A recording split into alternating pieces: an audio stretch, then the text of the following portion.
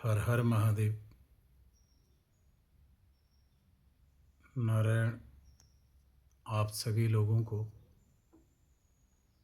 इगास जो उत्तराखंड में दीपावली के बाद एक विजय उत्सव के रूप में मनाई जाने वाली दीपावली है। कार्तिक मास के जो देवोत्थानी एकादशी आती है उसमें ये इगास मनाई जाती है। उत्तराखंड में बड़े ज़ोर शोर से इगास मनाई जा रही है। आप सभी लोगों को इसकी बहुत बहुत बधाइयाँ और शुभकामनाएं। नारायण जो ये देवोत्थानी एकादशी है, इस एकादशी का मेरे व्यक्तिगत जीवन पे बहुत गहरा संबंध है। इसलिए मैं आप लोगों के साथ लाइव आया हूँ।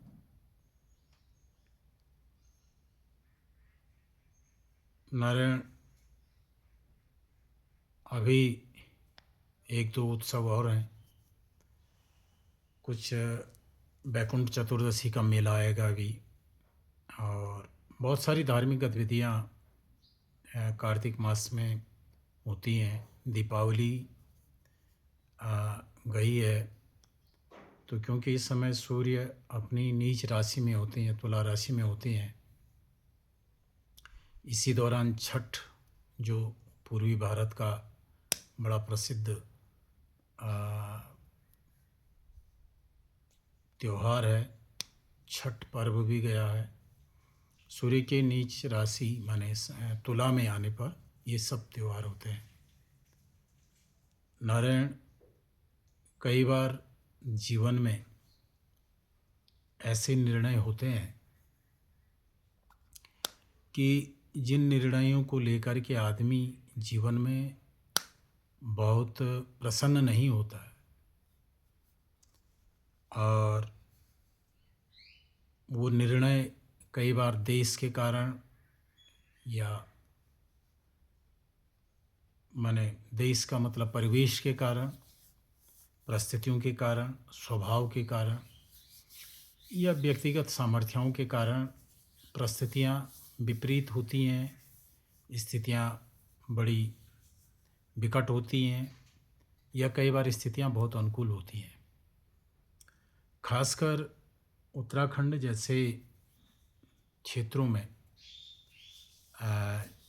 उत्तराखंड का मतलब जो पहाड़ी क्षेत्र है, इन क्षेत्रों में कई चीज़ों को लेकर के मान्यताएं बदली हैं, और जो कि बहुत सकारात्मकता है। क्योंकि आज ही के दिन लगभग 23 वर्ष पूर्व मैं क्योंकालेश्वर में महंत बना था, और उस समय मेरी उम्र कुछ 26-27 साल की थी। बहुत अधिक समझ नहीं थी कि वास्तव में ये निर्णय अच्छा है या खराब है, इस विषय में चिंतन नहीं था।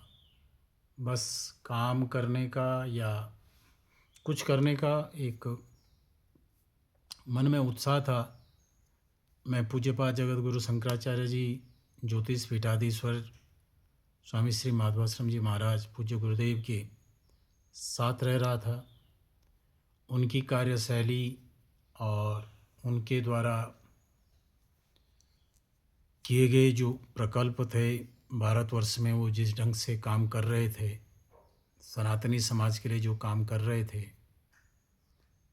तो उनकी सन्निधि में रह करके हमें भी लगा कि ऐसे ही हमारी भी जिम्मेदारियां हैं।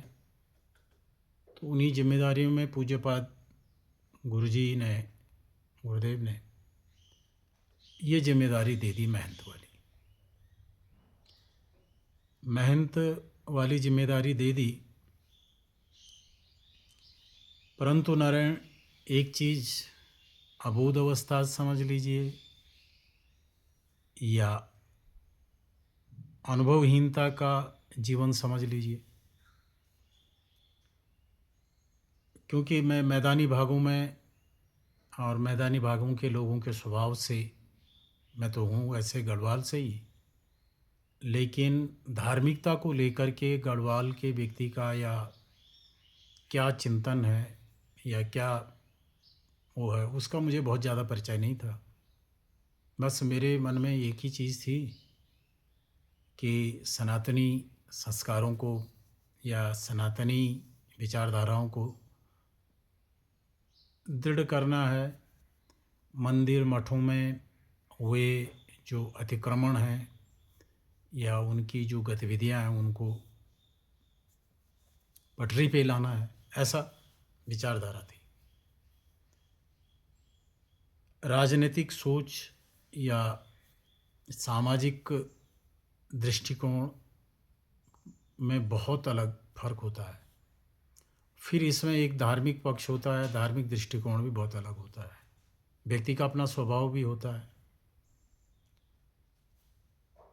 तो नारायण उस समय की जो परिस्थितियाँ मेरे को उपलब्ध हुई वो बहुत अनुकूल नहीं थी।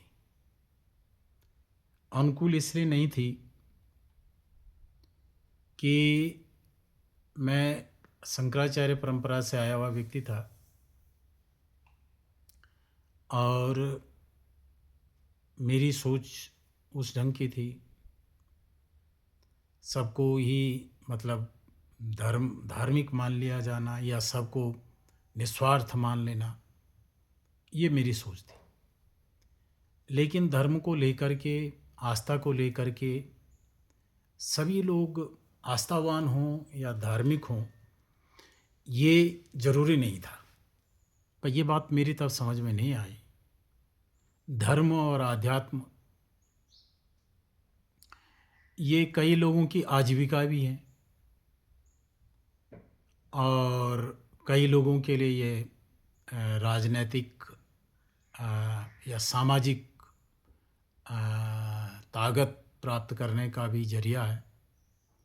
ये बात मेरी समझ में तब नहीं था, क्योंकि हम बहुत दूसरी परिस्थिति में निकले गए। 20-21 साल की उम्र से साधुओं के साथ रहना शुरू कर दिया, तो जो सामाजिकता का जो हिस्सा है, समाज की जो कठिनाइयाँ हैं, उनके संबंध में बिल्कुल भी जानकारी मुझे नहीं थी। परिणाम ये हुआ कि मैं महंत बन गया और बिल्कुल सद्दू-कड़ी के रूप से काम करना शुरू कर दिया। तो मैंने आपको जैसे बताया कि धार्मिक स्थलों से सिर्फ धार्मिक लोग ही नहीं जुड़े होते हैं। धार्मिक लोग मतलब सिर्फ धर्म करने वाले लोग ही नहीं जुड़े होते हैं, कई लोग जुड़े हुए होते हैं कि जिनकी अपनी आजीविका भी सम्मिलित रहती है। तो नारायण एक संघर्ष शुरू हुआ। उस संघर्ष ने आज मुझे जिस पड़ाव पे ले आया है वो आध्यात्मिक दृष्टिकोण से बहुत संतोषप्रद है और उसके लिए मैं अपने आप को धन्यवाद समझता हूँ। लेकिन एक चीज़ है कि जो समाज के लिए किया जाना चाहिए था वो करने की मेरी जो अभिलाषा थी, वो अभिलाषा समझ लीजिए कि लगभग शून्य सा हो गया। शून्य सा इसलिए हो गया, शून्य हो गया क्योंकि साधु का स्वभाव होता है कि वो निस्वार्थ भाव से या निस्वार्थता से जब कार्य करता है तो वो अपने इर्द गिर्द भी वैसे ही लोगों को देखना चाहता है, और जब वो लोग नहीं उपलब्ध होते हैं तो युद्ध करना और संघर्ष करना फिर तब साधु छोड़ देता है, खासकर उन मसलों में जब सामाजिकता का मसला हो। खैर नारायण, ये मैंने आपको एक बात बताई। आज मैं 23 वर्ष माने 23 ईयर्स इस संघर्ष को मैंने देखा, बहुत कुछ देखा और बहुत कुछ समझा। जीवन में प्राप्त वही होता है जो व्यक्ति का अपना प्रारब्ध होता है, और व्यक्ति के जो पूर्वकृत पुण्य या पाप होते हैं उनके अनुसार उसको फल मिलता है, ये निश्चय होता है। लेकिन अब कुछ अनुभव हो रहे हैं नारायण। जैसे आप देखेंगे कि उत्तराखंड में प्रत्येक त्योहार के भीतर धार्मिकता का हिस्सा कितना है, और उस धार्मिकता के उत्सव के पीछे से सामाजिक ताकत प्राप्त करने की अभिलाषा या राजनीतिक ताकत प्राप्त करने की अभिलाषा कितनी है, ये आपने आकलन करना है। और कभी आकलन आप करेंगे तो आपके बहुत ज़्यादा संतोषप्रद स्थितियाँ आपको नहीं मिलेंगी। क्यों नहीं मिलेंगी? कि जिन धार्मिक स्थलों पे अभी जैसे वैकुंठ चतुर्दशी का मेला आएगा, तो जिन धार्मिक स्थलों पे ये सब आयोजन होते हैं, लोग बड़े उत्साह से कार्य करते हैं, लोगों का जमगाड़ा लगता है, एक चीज़ मिसिंग हो जाती है कि वो धार्मिक आयोजन है, राजनीतिक आयोजन नहीं है। चाहे वैकुंठ चतुर्दशी का मेला हो उत्तराखंड में इस समय बहुत जगह उत्तराखंड में वैकुंठ चतुर्दशी का मेला होते हैं। वैकुंठ चतुर्दशी का मेला अगर किसी ने देखना हो तो बिनसर महादेव पौड़ी गढ़वाल में है। बिनसर महादेव बोल करके चौथान पट्टी में बिनसर महादेव है। किसी ने वैकुंठ चतुर्दशी का मेला देखना हो तो वहाँ जा कर के देखे। और वहाँ लोगों की जो आस्था, अभी मैं ये तो नहीं जानता हूँ क्योंकि मुझे लगभग काफ़ी समय पहले मैंने वो देखा था।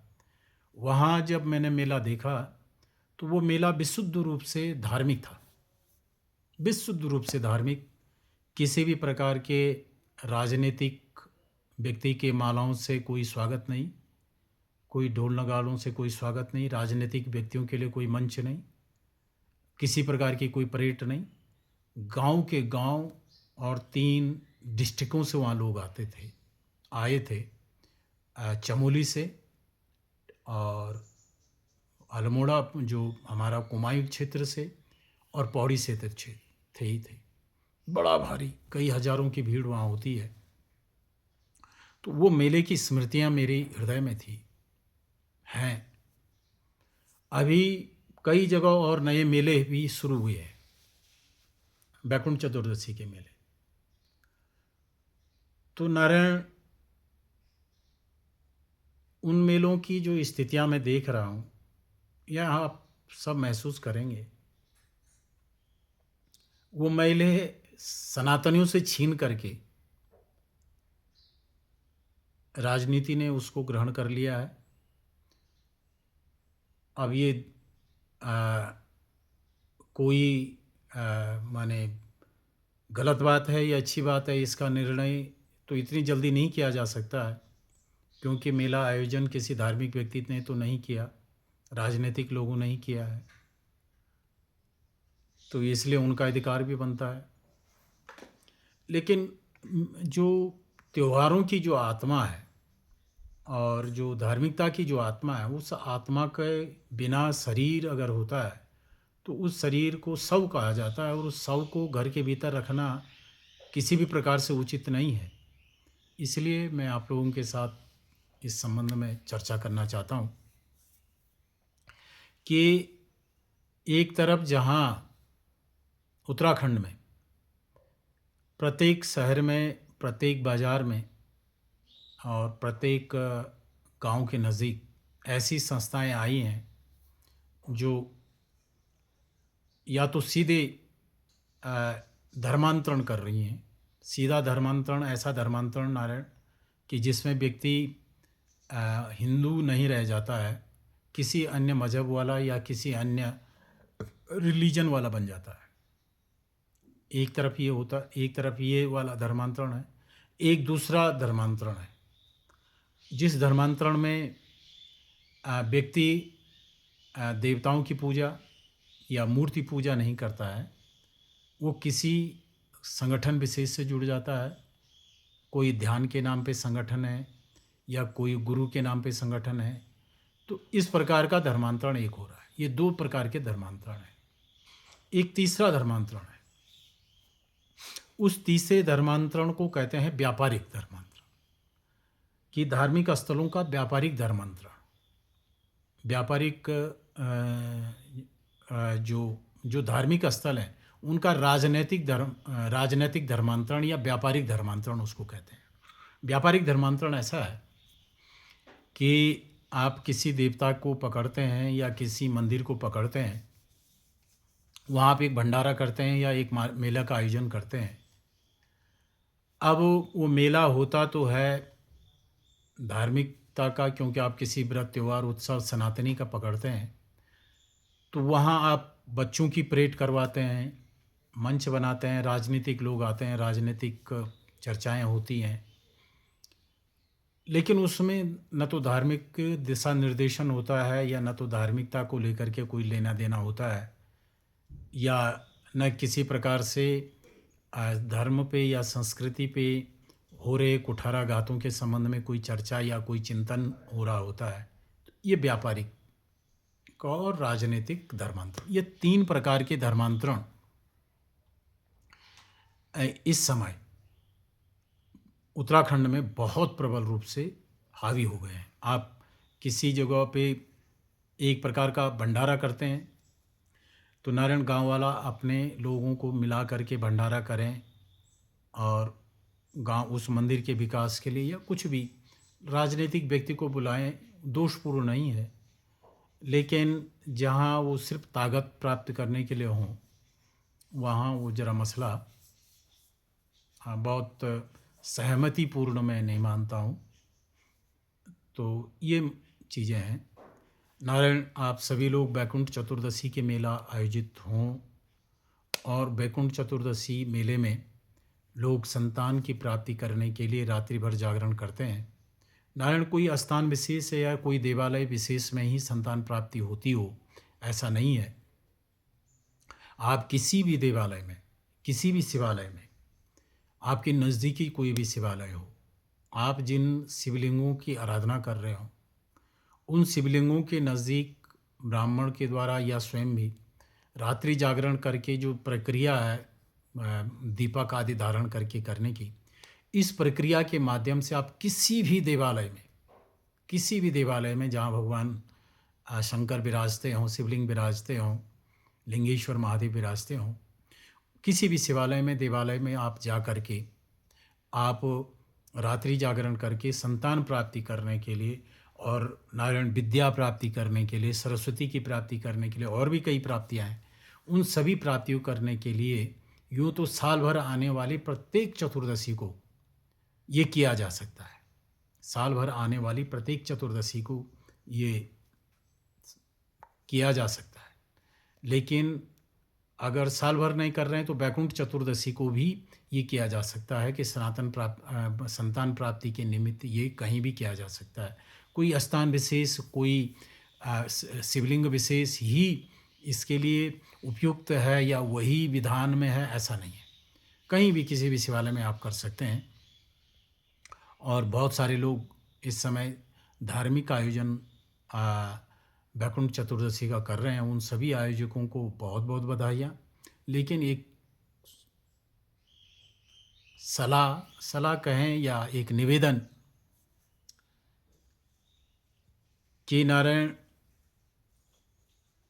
धार्मिक मेलों की या धार्मिक त्योहारों की, सनातनी त्योहारों की आत्मा को नष्ट भ्रष्ट करने का अधिकार तुम्हें नहीं है, और तुम सनातनी त्योहारों की आत्माओं का दोहन न करो। सनातनी त्योहारों को सनातनी त्योहार रहने दो, क्योंकि आप एक राजनीतिक व्यक्ति हैं या आप एक सामाजिक व्यक्ति हैं। उसका परिणाम ये है कि आपकी जब आप राजनीतिक व्यक्ति हो जाते हैं, तो तब आप एक धर्मनिरपेक्ष व्यक्ति होते हैं। जब आपकी त्योहारों में आपकी उपस्थिति राजनीतिक तौर पे होती है, तो आप उस समय एक धर्मनिरपेक्ष व्यक्ति हो रहे होते हैं। तो इस चीज़ को भी समझें और कितना पुट देना है, कितना विकास को सम्मिलित करना है और कितना एक्सपोज़र करना है, इस विषय को भी बहुत गंभीरता से सुनें।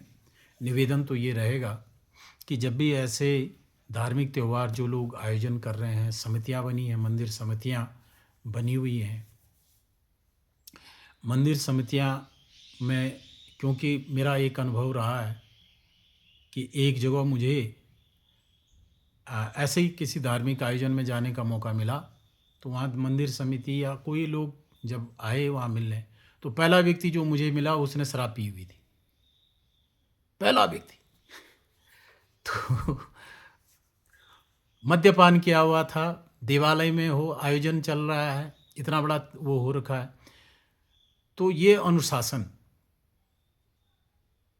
नहीं है, मजाक है ये। तो ऐसा मजाक धार्मिक आयोजन और धार्मिक त्योहारों के साथ न करें। व्यक्ति जब किसी त्यौहार को आप आयोजित करें, तो सबसे पहले धार्मिक जो सनातनी जो अनुशासन है, सनातनी अनुशासन को अवश्य ग्रहण करें और किसी भी प्रकार के इस प्रकार के अनाचार से बचें। एक दूसरा पक्ष, नारायण ये धार्मिक स्थल हैं, वैश्यालय नहीं है। और धार्मिक स्थलों को जब आप इस प्रकार से राजनीतिक वैश्यालय बनाते हैं, तो वहाँ की धार्मिकता मजाक हो जाती है। वो इसलिए मैं आपको कह रहा हूँ कि मैंने कई जगह ऐसे मेले देखे हैं और ऐसे भंडारे देखे हैं जो किसी देवता के निमित्त हो रहे होते हैं, लेकिन वहाँ उन्हीं के बगल में सनातनी को मूर्ति पूजा से हटाने वाले लोग उस भंडारे को छक रहे होते हैं। सनातनियों को धर्म से हटाने वाले और धार्मिकता से हटाने वाले लोगों वहाँ भंडारा छक रहे होते हैं, उनका बाहुल्य होते हैं। ऐसे लोग वहाँ आयोजक होते हैं कि जो न तो संध्या बंदन कर रहे होते हैं, न तो जिनके गले में जनेऊ होता है, न तो जो धर्म को मानते हैं, न आस्था को मानते हैं, जिनके लिए आस्था और धर्म सिर्फ एक मजाक है। तो ये कोशिश करें कि धार्मिकता और आध्यात्मिक जो आयोजन है, सनातनी आयोजन है। अभी छठ पर्व हुआ, नारायण छठ पर्व पे मैं ऋषिकेश में था, और है तो ये पूर्वी भारत का त्यौहार है, और सूर्य उपासना करने वाला कोई भी व्यक्ति जो सूर्य उपासक है उसके लिए ये पर्व है। तो वहाँ मैंने जब देखा, बाज़ार पूरा सजा हुआ है, अनेक प्रकार के, क्योंकि फल इत्यादि उसमें अर्घ्य में सूर्य नारायण के लिए दिया जाता है। तो मेले में जो लोग हैं या जो लोग अपना आयोजन कर रहे हैं, उनको किसी राजनीति से कोई लेना देना नहीं है। वो व्यक्ति अपनी आस्था के अनुसार, जो उसके लोक परंपरा के अनुसार जो उसको त्यौहार करना, उस त्यौहार को मना रहा है, और बहुत अच्छा वो लग रहा था। लेकिन इसके लाभार्थी वो व्यक्ति भी लाभार्थी था उस मेले का, जिसने जो मनी मन आपको गाली देता है, आपके लिए बद्दुआएं करता है कि इसका नाश हो। बद्दुआएं ये करता है कि क्योंकि हम उसके मजहब वाले नहीं हैं या हम उसके रिलीजन वाले नहीं हैं, इसलिए उनके लिए यहाँ शिक्षा है। वो भी दुकान लगा करके बैठा हुआ है, उसको भी बिक्री करनी है। तो नारायण इस चीज़ को बहुत सावधानी से समझना है कि हम अपनी आस्था को ड्रामा ना बनाएं। अपनी आस्था को मेले में मेले हमारे यहाँ पौराणिक काल से आयोजित होते हैं, लेकिन मेले का एक धार्मिक जो रूप है, उस धार्मिक रूप को देने का प्रयास करें, न कि मेले का तात्पर्य हम शुद्धता का नाश करके अशुद्धता को प्रवेश करवाएँ और लौकिक या सांसारिक या राजनीतिक ताकत प्राप्त करने का उसको ज़रिया बनाएँ। इस प्रकार से मेलों का आयोजन या भंडारों का आयोजन नहीं किया जाना चाहिए। अब रही बात कि मंदिरों का विकास और मंदिरों का सौंदर्यीकरण करना, नारायण, ये पागलपन है। नारायण, मेरा ये मानना है कि बद्री केदारनाथ जब सिर्फ पत्थरों के बीच होते थे और पुरानी फ़ोटोएँ आप देखें, उस समय का जो सनातन धर्म था वो बहुत दृढ़ था। व्यक्ति के गले में जनेऊ था, शिखा थी, यज्ञोपवीत था, संध्या बंदन करने वाले लोग थे और अपनी आस्था में दृढ़तर लोग थे। सनातनी वेद पुराण उपनिषद को पढ़ने वाले लोग थे। विकृत मानसिकताएं नहीं थी। तो मेरा ये मानना है कि साधारण सा एक पत्थर भी अगर आप में देवत्व की वो स्थापना करते हैं और उसके इर्द गिर्द आप कोई बहुत भव्य, चमकदार और महंगा पेंट लगाई हुई और महंगी टाइल लगाया हुआ स्थान नहीं है और उस स्थल पे तपस्वी लोग और तप साधना करने वाले लोग, मंत्र साधना करने वाले लोग विराजमान हैं, तो सनातन धर्म को ऐसे स्थलों की आवश्यकता है। सनातन धर्म को चमकदार और भव्यदार इन स्थलों को लेकर के हम करेंगे क्या और क्या कर लेंगे? नारायण, बेटियों का धर्मांतरण हो रहा है, लव जिहाद हो रहा है, भूमि जिहाद हो रहा है और भी कई प्रकार की ऐसी चीज़ें हो रही हैं। गांव-गांव में जाकर के मिशनरियाँ धार्मिक परिवर्तन कर रही हैं, धर्म परिवर्तन कर रही हैं। कई संगठन गांव-गांव में जाकर के लोगों के बीच जाकर के उनके देवी देवताओं के विरुद्ध उनको भड़का रहे हैं, उनके खिलाफ लोगों को कर रहे हैं। गांव की महिलाएं जो अपनी व्रत त्योहार उत्सव करती थीं, वो अपना व्रत त्योहार उत्सव छोड़ करके किसी ऐसे संगठन के साथ जाकर के संडे के दिन या किसी विशेष दिन जाकर के ध्यान आदि आने पता नहीं कौन सी विकृत प्रक्रिया को सीख रही हैं। इस बात पे हमारा फोकस होना चाहिए और ये हमारे चाहिए। नारायण, नहीं बहुत सारे मंदिर होंगे और बहुत भव्य मंदिर नहीं होगा, सुंदर मंदिर नहीं होगा, इससे क्या नुकसान हो रहा है? नुकसान असली वो है कि हम अपने व्यक्तियों को, अपने लोगों को धार्मिकता के आंचल में ला पा रहे हैं कि नहीं ला पा रहे हैं। नारायण, मेले में हजारों लोग आ रहे होते हैं, वहाँ उस भीड़ में ऐसे लोग होते हैं या उस आयोजन में ऐसे लोग होते हैं कि जो न तो उस देवता को मानता है, न तो उस शिवलिंग पे उसने जल चढ़ाता है, बल्कि वो तो किसी ऐसे संगठन के साथ जुड़ गया है कि जो संगठन उसकी उन मूर्तियों की मजाक उड़ाता है, मूर्तियों के खिलाफ बोलता है, उनके वीडियो फॉरवर्ड कर रहा होता है, लोगों को उसके खिलाफ भड़का रहा होता है, वो भी मेले में आ रखा होता है। इसलिए गंभीरता से इस विषय को चिंतन करें कि जब भी कोई मेला आयोजित करें या कोई भंडारा आयोजित करें, तो कोशिश करें कि आपकी जो धार्मिक अनुशासन है उस देवता का, उस स्थान का या उस त्योहार का, उस धार्मिक अनुशासन को सबसे पहले लागू करें। और पुनर्च आप सभी लोगों को इगास की बहुत बहुत बधाइयाँ। कोशिश करें कि अपने त्योहारों का, अपने उत्सवों का राजनीतिकीकरण न करने दें और भव्यता दिव्यता, नारायण, ये एक छलावा है इस संसार का और भव्यता दिव्यता के पीछे लोगों ने, जब अंग्रेज लोग भारतवर्ष में रहे तो उस समय के जो धनाढ्य लोग थे वो भव्यता दिव्यता के चक्कर में उन्होंने धर्मांतरण कर लिया था और वो ब्रिटिशर्स के साथ बैठ करके अपने आप को बड़ा गौरवान्वित महसूस करते थे और ईसाई बन गए। तो ये भव्यता दिव्यता सनातन धर्म की